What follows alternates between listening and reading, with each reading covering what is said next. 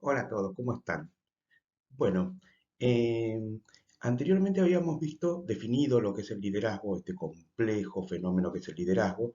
Habíamos visto algunas teorías sobre liderazgos, caracterizaciones de liderazgos, tipos de liderazgos. En este momento lo que vamos a hacer es tratar de entender qué tipo de liderazgo se necesita organizacionalmente hoy. Un líder en contextos difíciles, en contextos cambiantes. Y por ende, un líder capaz de fomentar y dirigir equipos de trabajo. Esta va a ser la primera eje, la primera línea, la primera parte de la clase. La segunda va a tener que ver con una herramienta fundamental en el liderazgo organizacional, que es la motivación. Ya vamos a ver por qué. Pero primero vamos a ver esto de lo que es liderar en organizaciones que se caracterizan por interactuar en contextos difíciles, en contextos cambiantes. ¿A qué referimos con esto de liderar en un contexto turbulento, como una necesidad del liderazgo organizacional, del líder en una organización? Bueno, eh, el contexto actual de las organizaciones, también muchas veces el contexto de nuestras biografías, de nuestras vidas, es un contexto turbulento. ¿Qué significa turbulento? Significa, entre otras cosas, cambiante. Muchos cambios, todo el tiempo, que obligan a nuevas readaptaciones, desafíos, exigencias, lo que Chulhan llamó la sociedad del cansancio, en el sentido de tener que estar abarcando distintas facetas todo el tiempo. Eh, en nuestra vida cotidiana, eh, uno no hace como antes una cosa, después la otra secuencialmente, sino hay que atender muchos frentes al mismo tiempo. La exigencia a las personas es una exigencia de que cumplan muchísimos roles al mismo tiempo. Y en las organizaciones lo que sucede es que la organización tiene que ir readaptándose constantemente porque el medio se modifica constantemente. ¿Qué estamos diciendo con esto? Una organización, para sobrevivir, para ser eficaz, tiene que ser congruente con su medio, es decir, entre la organización interna de la organización, casualmente, y el desafío del contexto, tiene que haber una congruencia. La organización tiene que estar preparada para responder a los desafíos de ese medio. Cuando los medios eran estables, en el sentido de que no había grandes cambios en esos medios, en ese entorno, la organización podía tener un modelo sustentable en el tiempo. Es decir, un modo de organizarse, un modo de funcionar, podía ser estable y con mínimas variaciones, ser más o menos siempre el mismo. Ese es el modelo clásico, el modelo que se ha vivenciado durante décadas, que es un modelo estable, bien estandarizado. Más o menos siempre se hace lo mismo. Más o menos funcionando de esta manera podemos resolver los desafíos del entorno. Por ende, esto se continúa en el tiempo.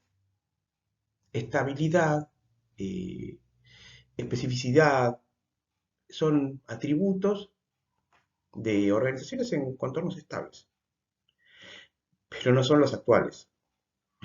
El contexto turbulento tiene que ver, por ejemplo, con los cambios tecnológicos, que organizacionalmente y en nuestras vidas van modificándolas. Hay algo en el entorno que dispara nuevos cambios, nuevos saberes necesarios, nuevas posibilidades. La flexibilización laboral, la pérdida, en muchos casos, de ese viejo paradigma, también ligado a la estabilidad, donde uno nacía, se desarrollaba y se retiraba en un mismo entorno laboral con condiciones de cierta estabilidad, donde uno iba desarrollando una carrera, donde había derechos muy claros, donde había muchas veces un modo de desempeñarlo en el sentido del tiempo que había que dedicarle, que había que hacer y todo eso, estable, Y obviamente la flexibilización laboral significa también contextos turbulentos, contextos cambiantes, posibilidad de cambio de horario, de condiciones, de actividades. Eh, y por supuesto, el entorno siempre trae nuevos desafíos, nuevas dificultades, nuevas cosas que aprender, nuevas cosas que resolver, nuevas cosas que se pueden hacer. Tal vez recuerden que Charles Darwin, en la teoría de la evolución de las especies, decía que las especies que sobrevivían eran las más aptas. ¿Y qué era ser la más apta? Aquella especie cuyos conocimientos y capacidades eran congruentes con el medio, es decir, aquellas especies que podían interactuar a partir de sus capacidades de una manera eficiente con el medio y así sobrevivir. Lo mismo pasa con las organizaciones. Por eso, las organizaciones tienen que mutar para ser congruentes, para que sus capacidades le permitan interactuar con ese medio de una manera eficaz. Y de ahí que Ahumada Figueroa diga que liderar en un contexto turbulento es un lugar, un espacio donde los equipos de trabajo son una necesidad. Para Ahumada Figueroa, el principal desafío para las organizaciones hoy es la creación de una cultura y un clima que facilite el aprendizaje organizacional y la gestión de conocimiento para así dar respuesta a desafíos cambiantes.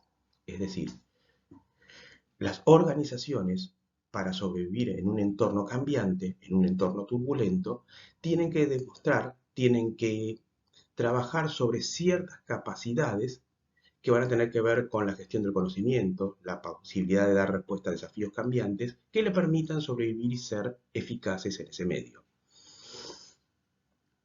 Por ello se debe pensar el liderazgo en los contextos de equipos de trabajo, dado que estos son los que comienzan a tener un rol preponderante en un contexto organizacional.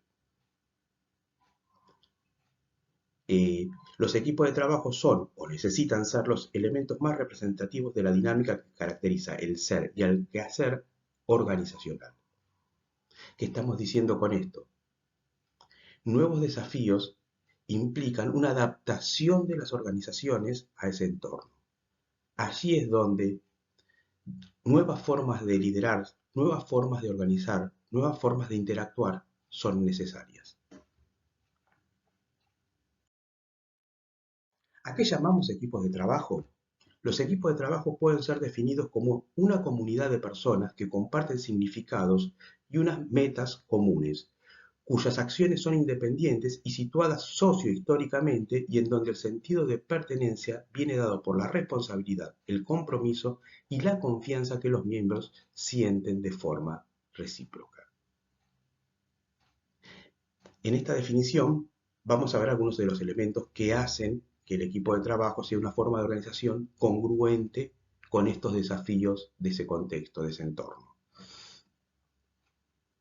Lo primero va a tener que ver con comparten significados, comparten sentidos, comparten valores, comparten una razón y tienen, por ende, metas comunes.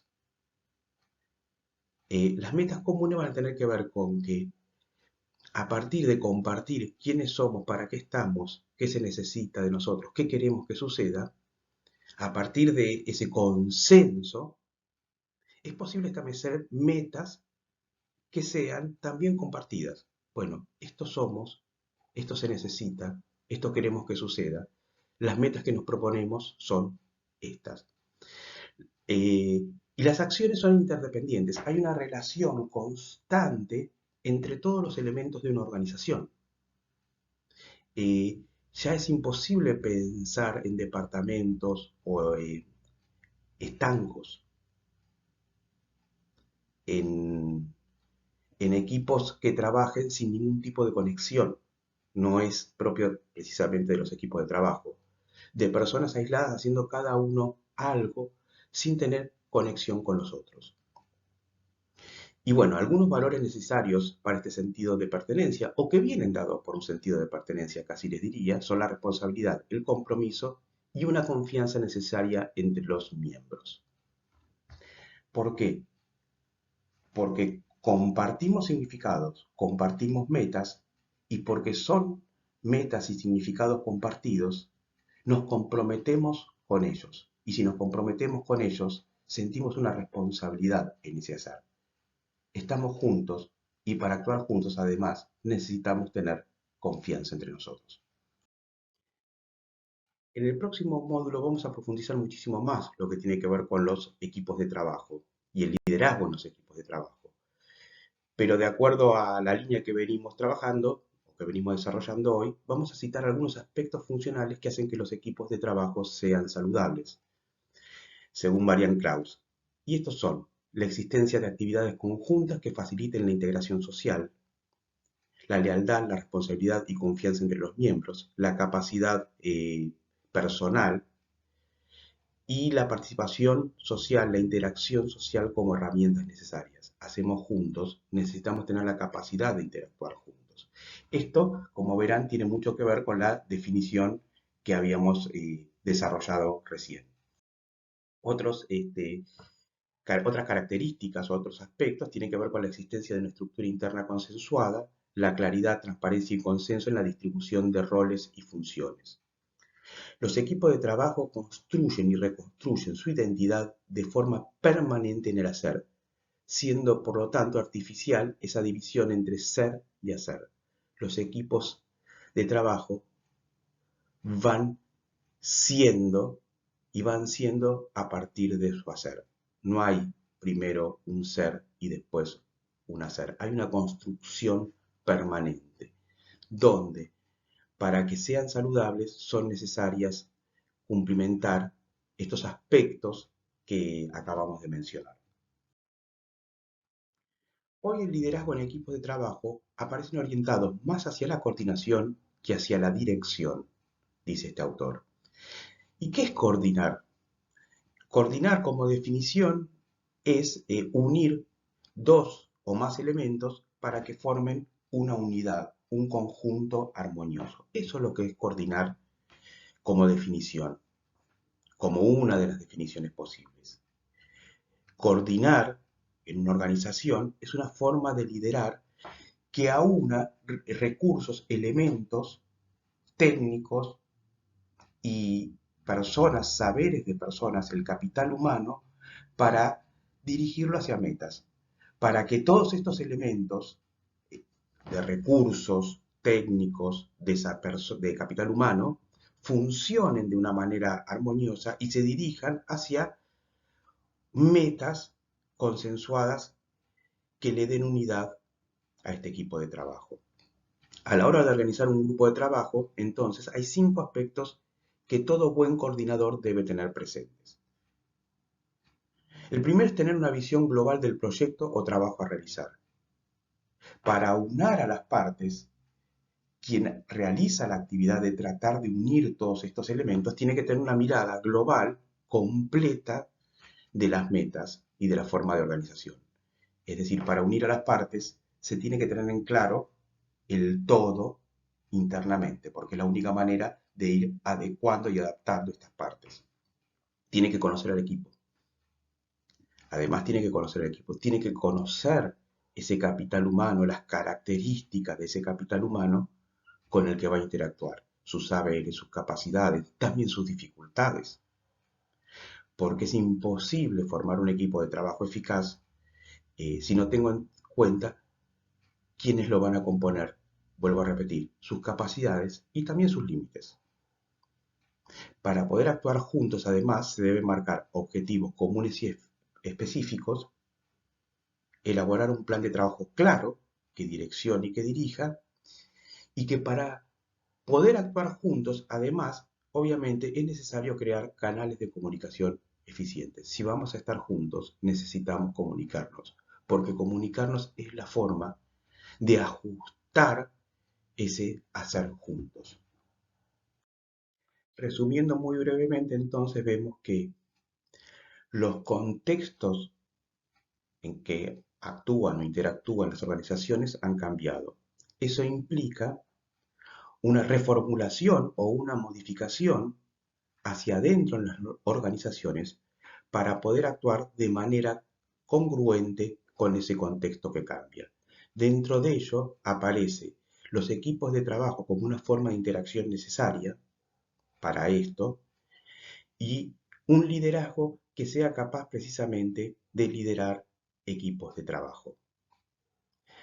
Ahora, en la segunda parte de la clase, vamos a adentrarnos en la motivación como una herramienta de la que dispone el líder para promover, para favorecer a los equipos de trabajo.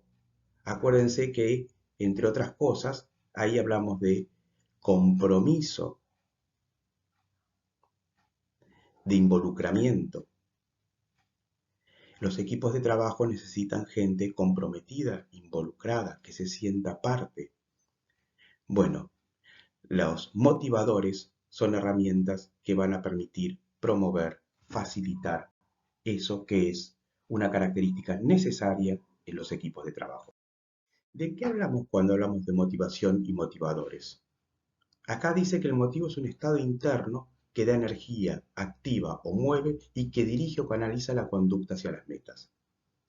Podríamos ampliar que el motivo es la razón por la que nos dirigimos hacia una meta.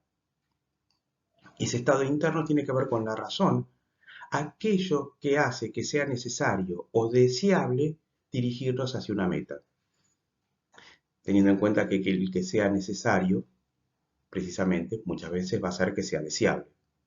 Deseo llegar a esa meta porque es necesario que llegue a esa meta. Entonces, la motivación es una razón que encontramos para dirigirnos hacia una meta, para realizar una conducta, para lograr algo, para hacer algo.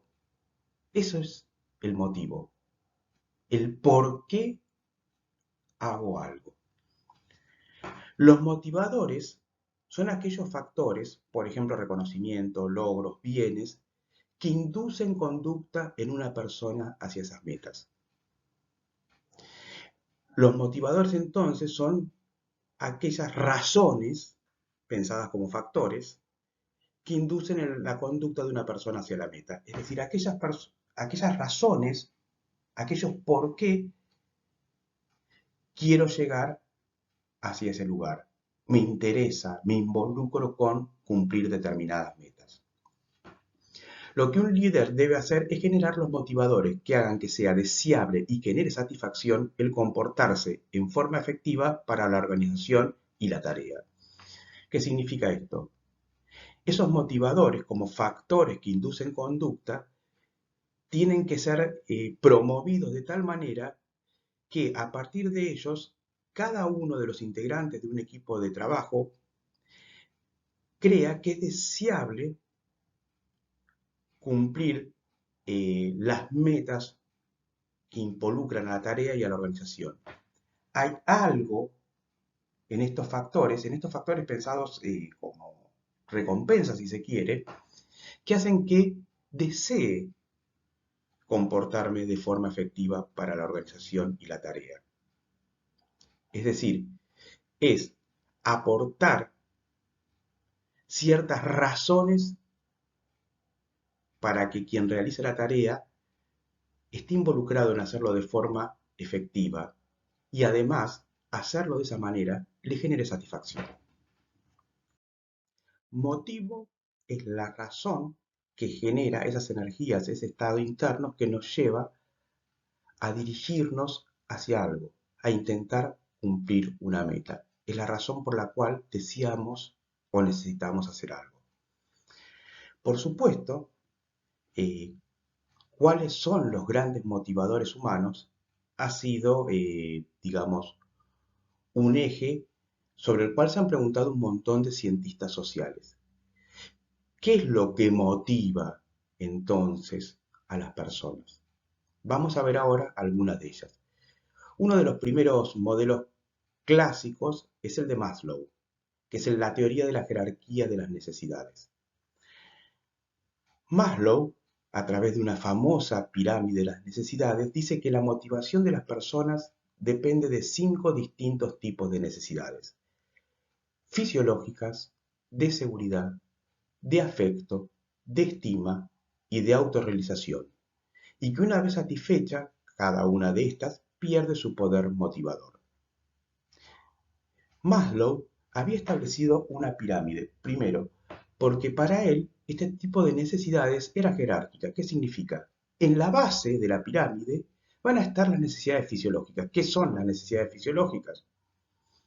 Respirar, comer, el abrigo, la que tiene que ver con las condiciones materiales que permitan que uno continúe vivo o con cierto grado de bienestar relativo, casi les diría, en el nivel más orgánico, más biológico de nuestro ser. Maslow va a decir, las primeras necesidades son estas. Mientras no podamos satisfacer las necesidades fisiológicas, no nos vamos a preguntar sobre otro tipo de necesidades. Es decir, eh, no hay un espacio para buscar cumplir las necesidades, por ejemplo, de autorrealización, cuando lo que no están satisfechas son las necesidades fisiológicas. Lo que este autor va a decir es que una vez que estas están satisfechas, vamos a ir hacia las necesidades siguientes, ¿sí? Las que están encima, el siguiente escalón en la pirámide. Es decir, una vez que uno satisface las necesidades fisiológicas, que está más o menos cubierto en esas necesidades que, vuelvo a repetir, tienen que ver con cierto bienestar material que nos permita sobrevivir, lo que nos va a preocupar es la seguridad, es decir, la estabilidad, no perder, sentir que eso no es aleatorio, que eso no corre riesgo.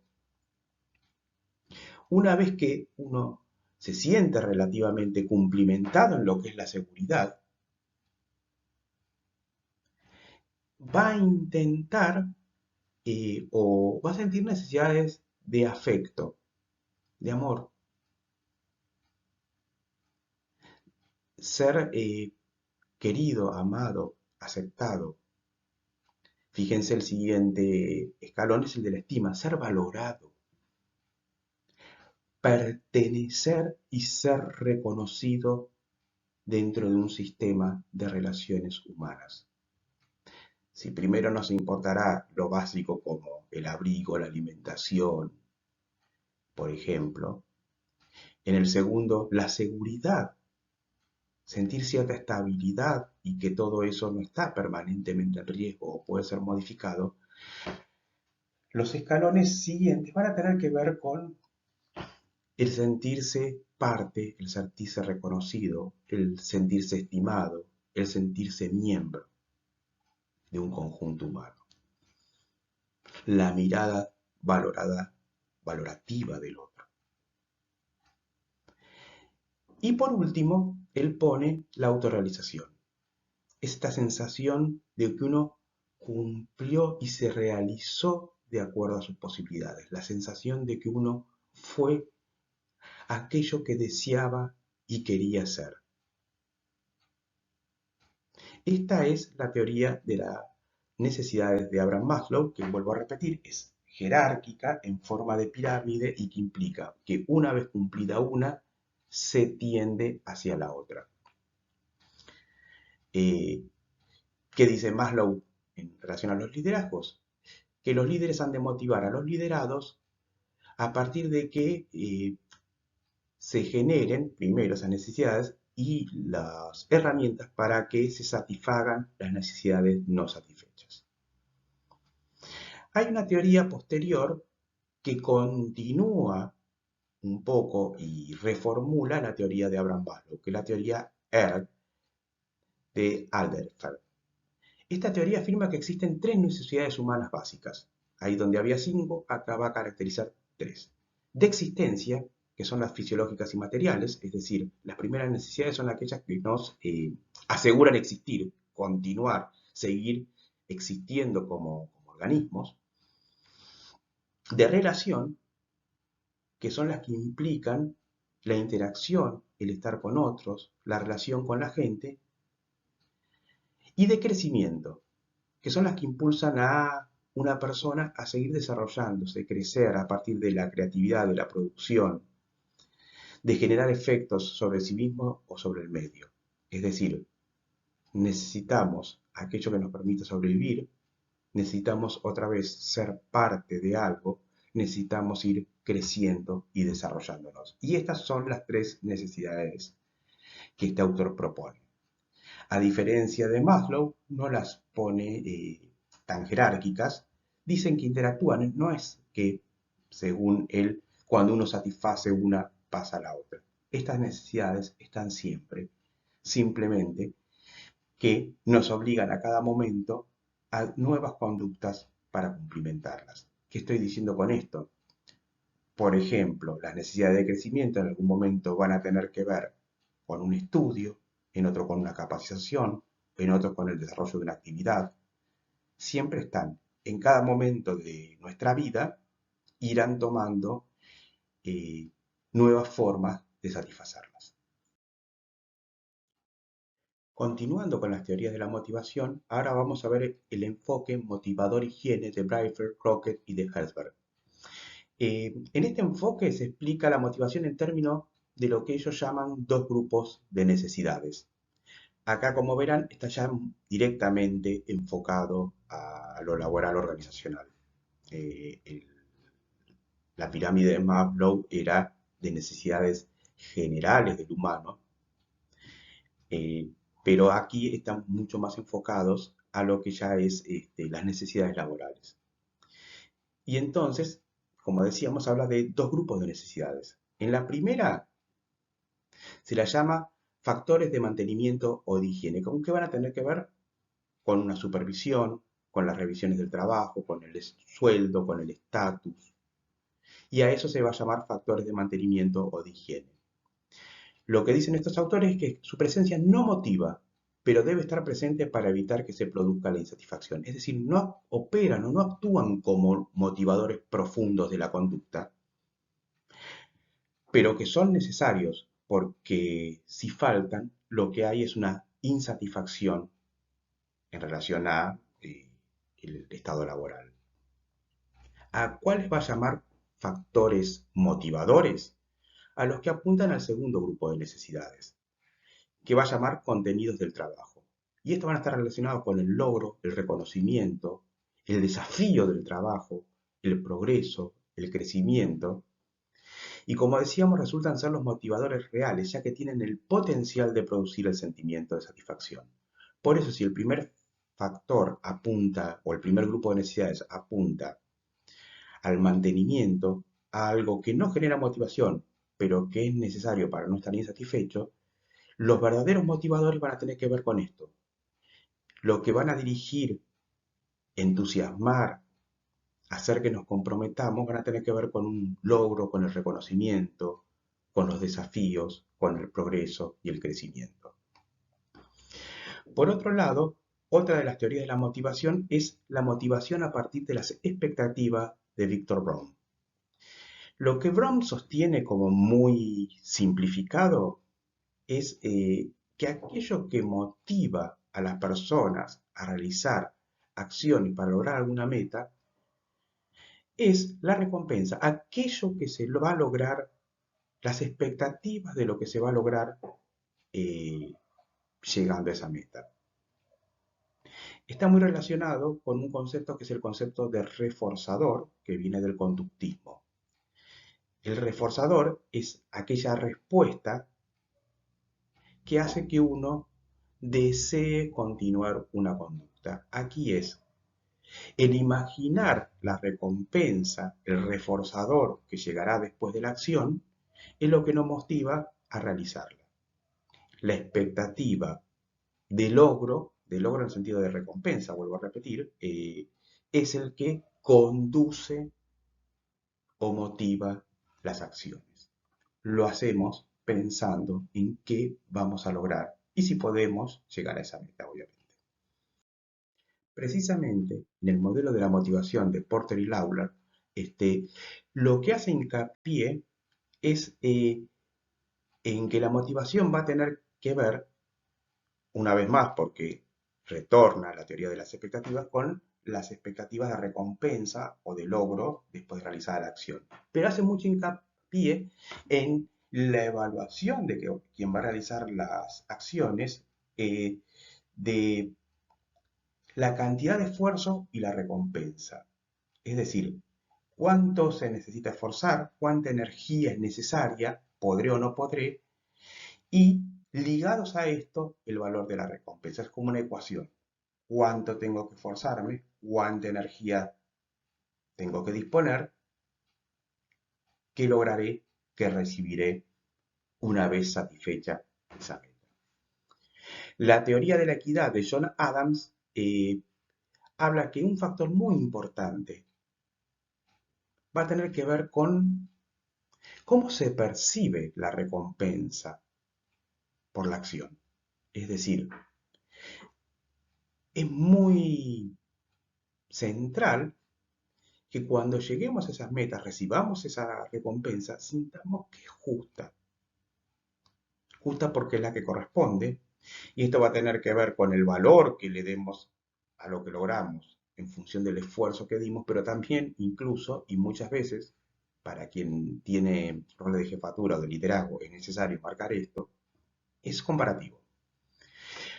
No solo a veces va a depender de la ponderación de que el esfuerzo y el premio están más o menos relacionados, sino qué pasó con el otro, cuánto se esforzó, cuánto recibió. Es decir, tengamos en cuenta siempre en la teoría de la equidad de John Adams que no solo es interna, sino comparativa. Esto en una conducta cotidiana es, podré darle a alguien una recompensa por su esfuerzo adecuada. Pero si siente que el de al lado se esforzó menos y recibió lo mismo o más, por más que la recompensa sea adecuada, no necesariamente la va a percibir como justa. Por último, la teoría de motivación de McClelland es a partir de las necesidades. Una vez más, volvemos a las necesidades. Y también aquí va a hablar de tres tipos de motivaciones básicas: de poder, de afiliación, de logro. De poder es el espacio y el estatus que vamos a tener en un lugar. La afiliación es este pertenecer que habíamos comentado, y el logro una vez más relacionado a eso de lo que podremos. Esa satisfacción de llegar, de lograr, que también va a estar relacionada con lo que era el crecimiento previamente. Después de recorrer algunas de las teorías de la motivación, vamos a entrar ahora en lo que son técnicas especiales de motivación, es decir, aquellas herramientas de las que disponen para lograr la motivación.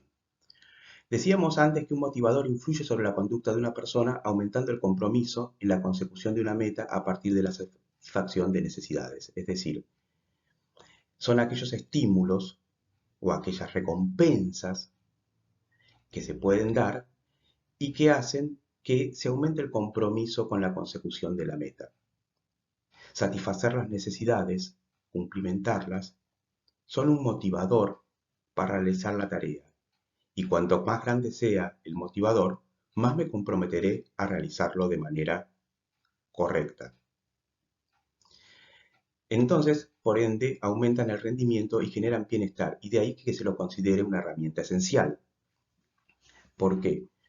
Porque los motivadores, esta satisfacción de necesidades, va a hacer que quien trabaja esté mejor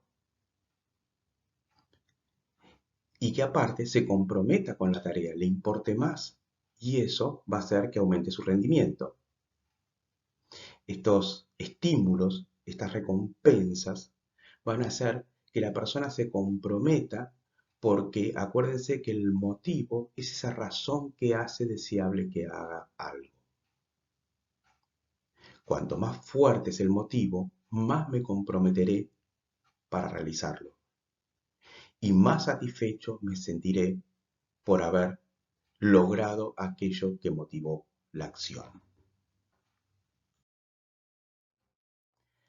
Entonces vamos con lo que son las técnicas especiales de motivación. La primera va a tener que ver con el dinero. Estamos hablando de motivaciones generales, pero sobre todo organizacionales. Eh, no necesariamente ustedes van a poder manejar el dinero o las recompensas que tengan que ver con el dinero, pero es imposible soslayar el valor del dinero como motivador. En dos dimensiones, por otro lado, porque el dinero no es solo aquello que es, sino aquello que significa. ¿Qué estoy queriendo decir con esto? Que cuando alguien recibe una recompensa monetaria, obviamente la primera dimensión va a tener que ver con que tiene ese dinero le va a permitir hacer ciertas cosas. El dinero en sí recibido va a ser o va a tener un valor. Pero además de esto, está lo que significa. Vamos a dar un ejemplo para que se entienda. Realizo una tarea y se me dice, bueno, porque la tarea estuvo muy bien hecha por cómo fue realizada o por los beneficios que generó, te vamos a dar un plus. Obviamente, la primera dimensión motivadora es recibir ese dinero, ese plus. Pero aparte, ese plus va a implicar valoro lo que hiciste. Las recompensas monetarias muchas veces tienen que ver con el reconocimiento, el valor y también con el poder. Otra de las técnicas especiales de motivación que es mucho más factible de aplicar para cualquier líder es el de la participación. Cuando quien realiza la tarea es parte de la misma, está muchísimo más involucrado, muchísimo más motivado. El resultado de la tarea le va a dar muchísimo más satisfacción. Eh, y por otro lado, además, hacer al otro parte no solo hace que el otro se sienta muchísimo más comprometido, sino que aparte nos va a permitir nutrirnos de los conocimientos, las ideas, las propuestas que ese otro dé. Es decir, la participación es una técnica de motivación muy efectiva, primero, porque genera más satisfacción, genera muchísimo más involucramiento y además genera muchísimo más riqueza. Está ligada también a la necesidad de aceptación. Te escucho, sé parte, y esto va a tener que ver eh, con la aceptación y proporciona además una sensación de logro. Soy escuchado, participo, el resultado de lo que decidamos es eficaz, funciona y va a dar una sensación de logro. Por eso es que la técnica de participación es tan importante. Hacer al otro parte es involucrarlo, es que se sienta protagonista de esas decisiones. Hace que nos podamos enriquecer con los aportes en torno al desafío y a quien participa le genera una sensación de aceptación, de ser escuchado, de ser valorado y si todo funciona bien, aparte de lo que se logró. Obviamente otro motivador va a tener que ver con la calidad de vida laboral. La calidad de vida laboral refiere al carácter positivo o negativo de un ambiente laboral. Es decir, dónde estamos, cómo estamos, motiva o desmotiva, genera satisfacción o genera insatisfacción. Una calidad de vida laboral adecuada, obviamente, va a ser que alguien quiera estar ahí, que se comprometa con estar ahí, que se motive con estar y por ende va a producir una conducta más eficaz y más comprometida. Por ejemplo, algunos de los motivadores que tienen que ver con la calidad de vida laboral es, ahí se pone en relieve el desarrollo de habilidades, se tiene en cuenta el desarrollo de habilidades, uno crece, aprende en ese espacio.